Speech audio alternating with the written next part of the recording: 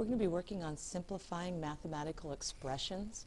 When we simplify, we're just trying to change the name into something simpler. For example, 7 plus 2 times 3. Now, in order to do this, I need to have an order. If I was to take 7 plus 2 and get 9 and multiply it by 3, my answer would be 36. Another way I could do the problem is multiply first. 2 times 3 is 6, and then add the 7 and I get 13. Notice with this expression we want to get a consistent or standard answer. 36 is much different than 13.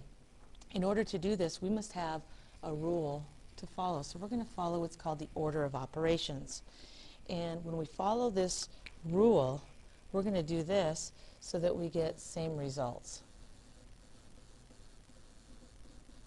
We want to get the answer to be consistent, and so everyone's going to follow these rules.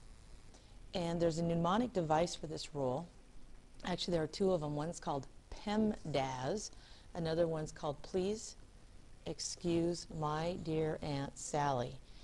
However you want to remember it, this is the order in which you work to simplify an expression. P stands for parentheses. Now, parentheses, or sometimes known as grouping symbols, would be those parentheses there. Sometimes they're looked at as brackets, and other times they're looked at as a divide bar, where we look at the numerator separate from the denominator.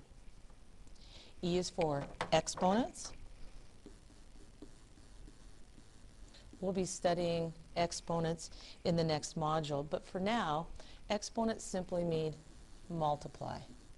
For example, when I have 2 with an exponent of 3, notice the exponent's a smaller number raised up called a superscript. What that means is 2 is multiplied by itself 3 times. So exponent's just a shortcut to show multiplication. If I had 5 squared, that would mean 5 times 5. So I could simplify both of these down. 5 times 5 is 25. 2 times 2 is 4. 4 times 2 is 8. The M is for multiply. The D is for divide. A and S are for add and subtract.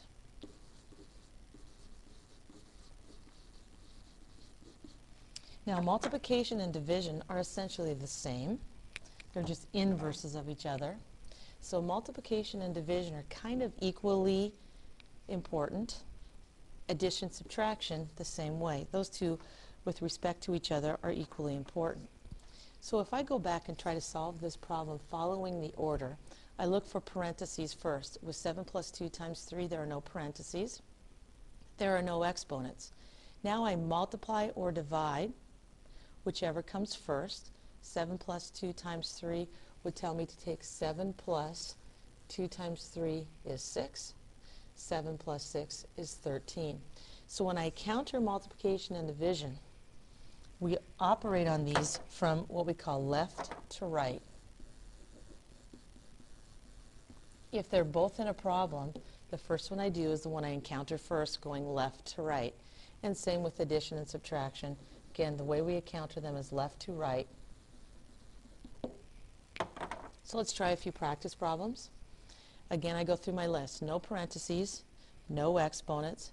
However, there is multiplication and or division. Division is right here. 16 divided by 8 is 2. I bring down the rest of my problem. Now I go through my list. There is no multiplication or division left. So I add or subtract. There's subtraction. 2 minus 2 is 0. So we should all get 0 when we follow the order of operations.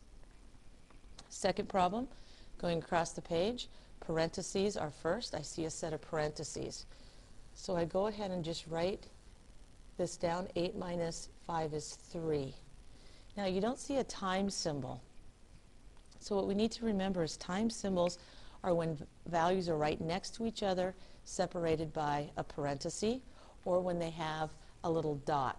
That means times. So when I multiply, we want to look for parentheses, a dot, and rarely will we see an x, because we don't want to confuse that with a variable. So multiplying, I keep my 2. 6 times 3 is 18. Combining 2 and 18, my result is 20. Going across the page, third problem. Again, I have parentheses. 5 subtract 4 plus 2 is 6 times 3. Looking down my list, I have no exponents, but I do have a multiply divide, so I'm going to use that first. 5 minus 18. 6 times 3 is 18. I have $5. Spend 18. I'm now in the hole, $13. So again, those positive and negative integers come back upon us, so we need to make sure we have not forgotten those rules. Here I have a grouping symbol. This is a divide grouping symbol. So I'm going to look at my numerator separate from my denominator. In my numerator, following my list, I have no parentheses within the numerator. However, I have an exponent. 5 times 2 plus 2. 3 squared is 3 times 3. So I'm going to take care of that and put a 9. Denominator, I have no parentheses. I have no exponents, but I do have multiplication division. So I'm going to multiply 3 times 6 and then subtract 4. Looking at my numerator again, following my list, I have no exponents, but I have multiplication. Multiplication from left to right. 5 times 2 is 10. 2 times 9 is 18. Denominator, I have nothing but subtraction, so I'm going to go ahead and take care of 18 minus 4 is 14. Staying with my numerator, 10 plus 18 is 28.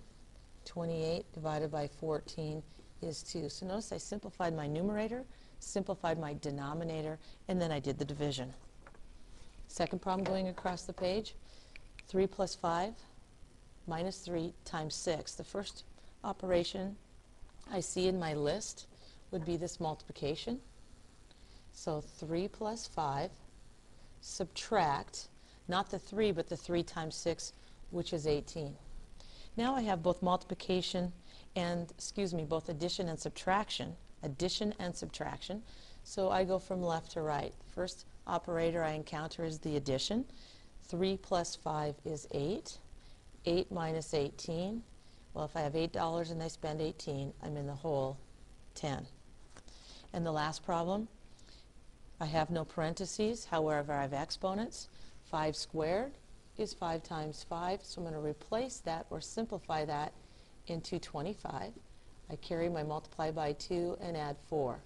Following through my list, the next operation I encounter is multiplication because it comes before addition. I multiply 25 times 2, which is 50.